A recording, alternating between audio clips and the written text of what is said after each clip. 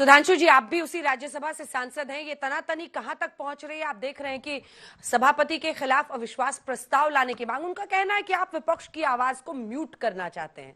एक बार जया जी ने कहा कि आपका टोन मुझे सही नहीं लग रहा, उसके बाद तो उनको हम लोग सुन ही नहीं पाए।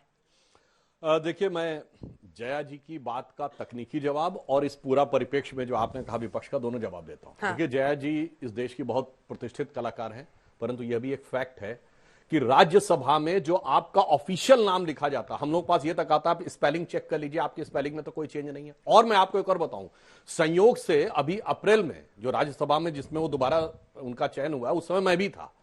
काउंटिंग के समय जया जी नहीं थी, उनके प्रतिनिधि रहे होंगे। एक एक वोट निकाल के बताया जाता है, यूं निकाल के सबको दिखाया जाता है, और उसमें हर बार बताया जा रहा था जया अमिताभ बच्चन।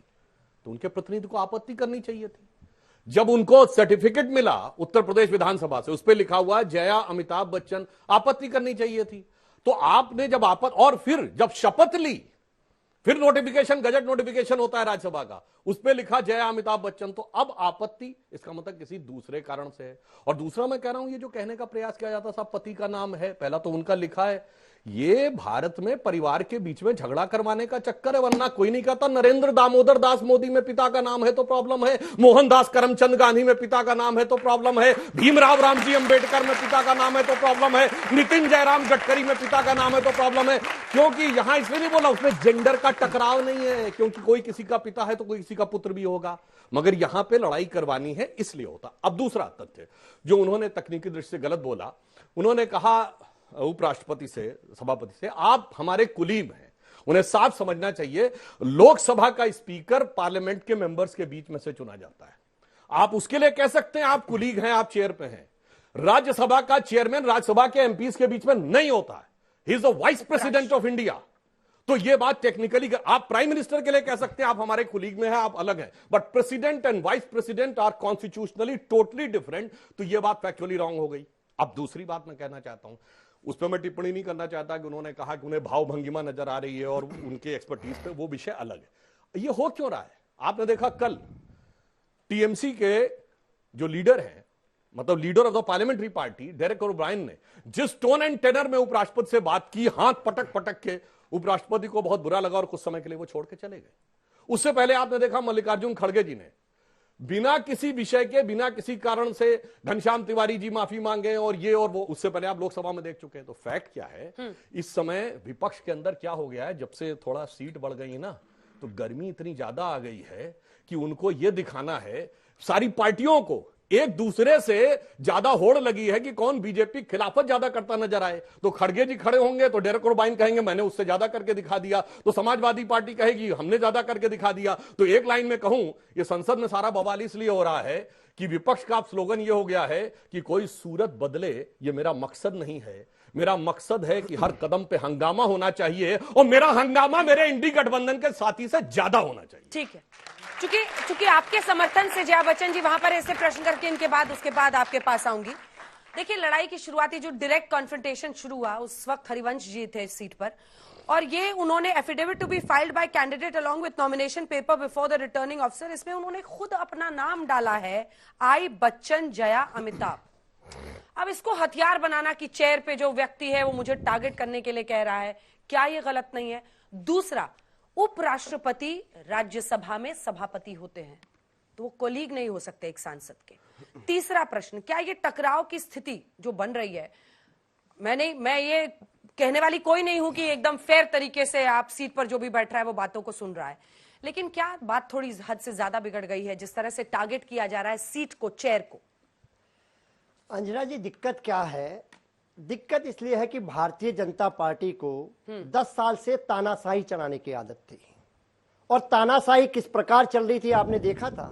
150 सांसदों को एक साथ निलंबन करके एक मुस्लिम अल्पसंख्यक समाज के सांसद को किस प्रकार के अमर्यादित भाषा इसी 10 साल के आदरणीय मोदी जी के कार्यकाल में हुआ है।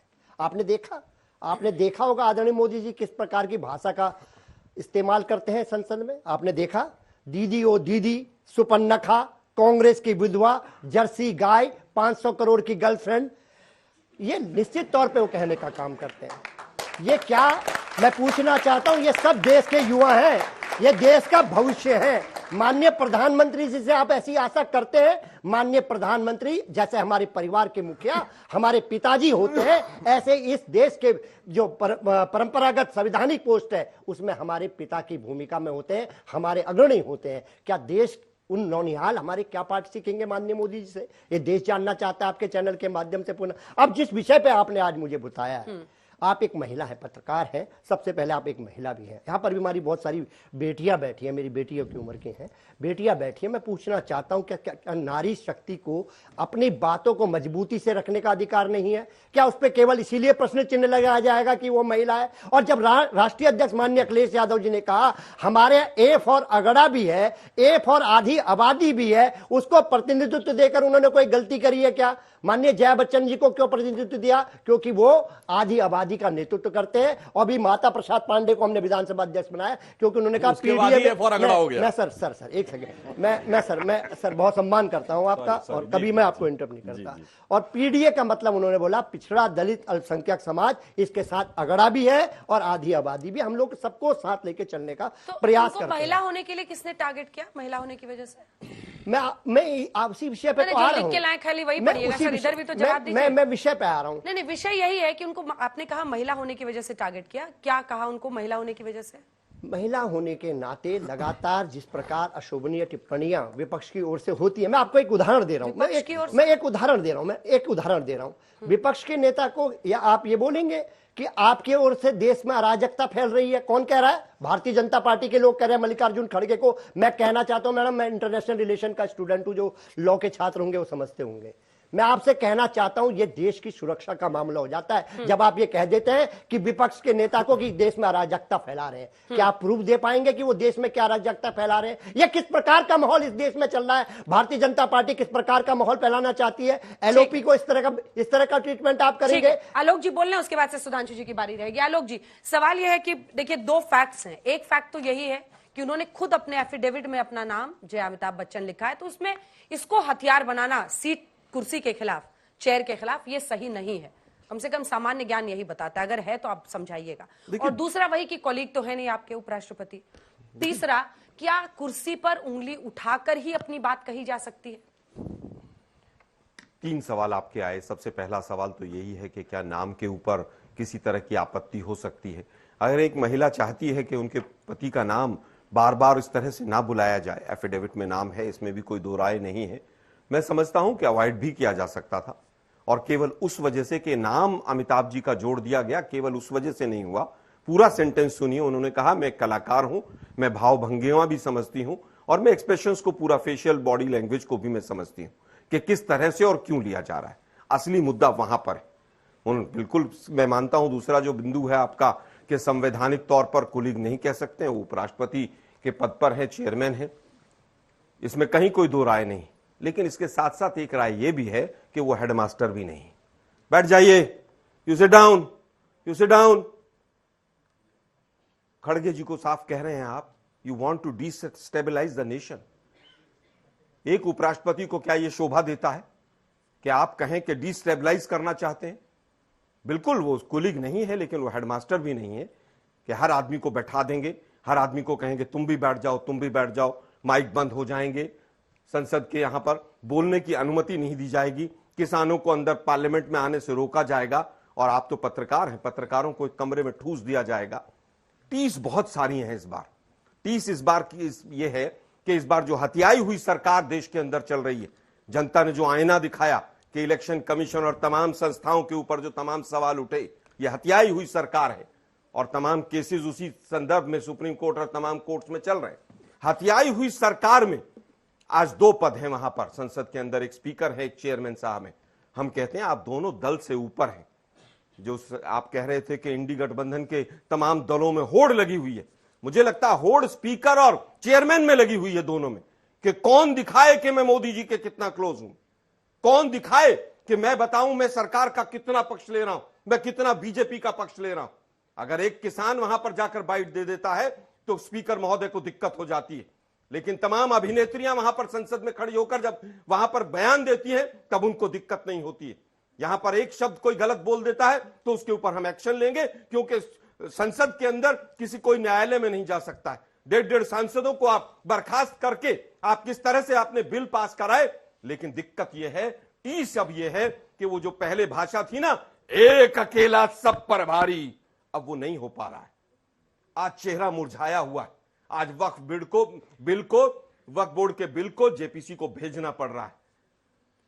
इसी जेपीसी की हम मांग करते थे कि आप राफेल पर जांच कराइए, तमाम चीजों पर, कहीं कभी नहीं हुआ।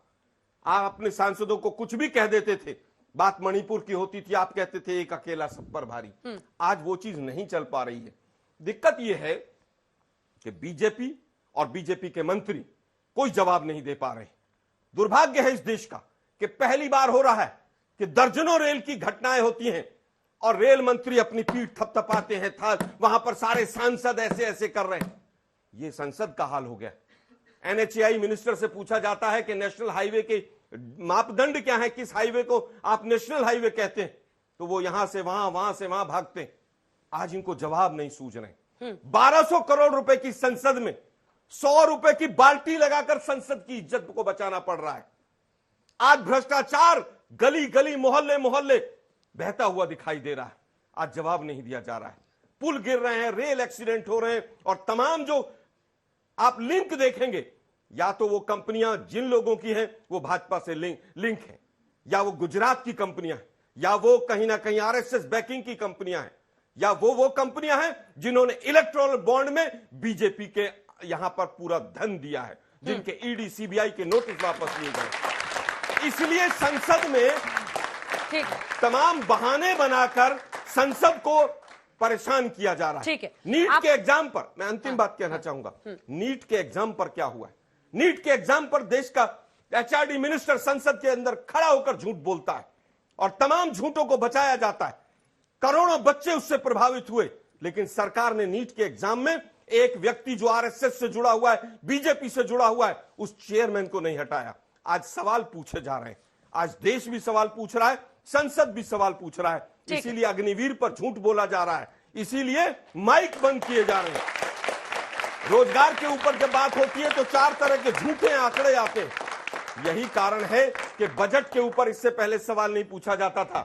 क्यों? क्योंकि एक अकेला सब पर भारी था। अब बजट के ऊपर सवाल पूछ रहे हैं लोग कि बताइए भाई कि कुर्सी बचाओ जो बजट था, कि कुर्सी बचाने के लिए जो आप बजट लेकर आए हैं, बाकी राज्यों ने क्या गुनाह किया? ठीक है आलोक जी, अब जवाब सुनिए, अगले राउंड के लिए रखिए कुछ। सुधांशु जी, दोनों का जवाब दीजिएगा।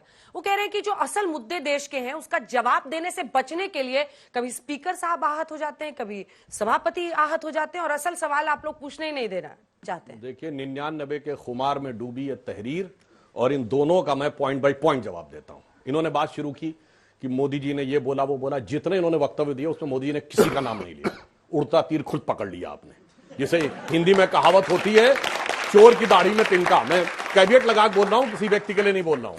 मगर जो आपने बयान दिए, मोदी तेरी कब्र खुदेगी, नो इफ एंड बट, मर जा Modi, know if and but, Modi की मौत, नो इफ एंड बट। और सबसे बड़ी बात, जिन्होंने कहा था मोदी जी की बोटी बोटी काट डालूंगा, वो क्या थे? इनकी पार्टी में थे इमरान मसूद। अगले दिन राहुल गांधी गए प्रचार करने, 2014 में जाकर देख लीजिएगा। उनकी पार्टी के कैंडिडेट तब गए और सम्मान पूर्वक लाकर अपनी पार्टी में सांसद में ले आए। जो मोदी जी के बारे में बोला है, हमने बुरे से बुरे दौर में इंदिरा गांधी ने इमरजेंसी लगा तभी किसी मौत की कामना नहीं की थी, और आपने नाम लेके बोला, कोई किंतु परंतु का कोई गुंजाइश ही नहीं रह गई। अब रही बात इनकी, इन्होंने पीडीए में कहा ए में अगड़ा भी है, तो समझ गए जब से पांडे जी आ गए हैं, पाणे जी आ गए हैं, तो अगड़ा तो बोलना ही पड़ेगा। इसलिए कहते हैं वक्त के साथ बाएं दाएं जो बदलते हैं उनके नीतियों में स्थिरता नहीं रहती है। अब तीसरी बात उन्होंने कहा अराजकता की बात, तो मैं कहना चाहता हूं सलमान खुर्शीद का बयान क्या है कि बांग्लादेश जैसी स्थितियां आना चाहती हैं। छोटे मोटे नेता हैं क्या? आपके विदेश मंत्री रहे। मणिशंकर अय्यर बाकायदा बोल रहे हैं, और तो और जाके चेक करिए, सीए आंदोलन के समय दिसंबर 2019 में सोनिया गांधी जी ने कहा कि एक ऐसा वक्त आता है कि बाहर निकलो और आर पार की लड़ाई लड़ो। याद करिए, हर्ष मनन ने कहा था कि हमें अब कोर्ट पर भी भरोसा नहीं है, सड़कों पर आकर लड़ाई लड़नी पड़ेगी, और राहुल गांधी ने भी बोला था। वहां से लेके और आज जो सलमान खुर्शीद और मणिशंकर अय्यर बोल रहे हैं, ये अराजकता फैलाने का। और अराजकता का मैं एक और उदाहरण बताता हूं।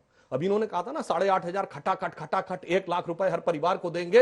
ये लोग किस ढंग से देश में फैलाना चाहते हैं, आप ये बात समझिए। अभी बजट आया है, बजट में भारत की रेवेन्यू रिसीप्ट कितनी है? 26,80,000 करोड़, यानी 27 लाख करोड़ से कुल हमारी ज्यादा आमदनी नहीं है। और देश में परिवार कितने हैं? 140 करोड़ की आबादी में 4.5 से डिवाइड करिए, 31 आता है। 31 करोड़ परिवार है, सबको 1-1 लाख दे देंगे।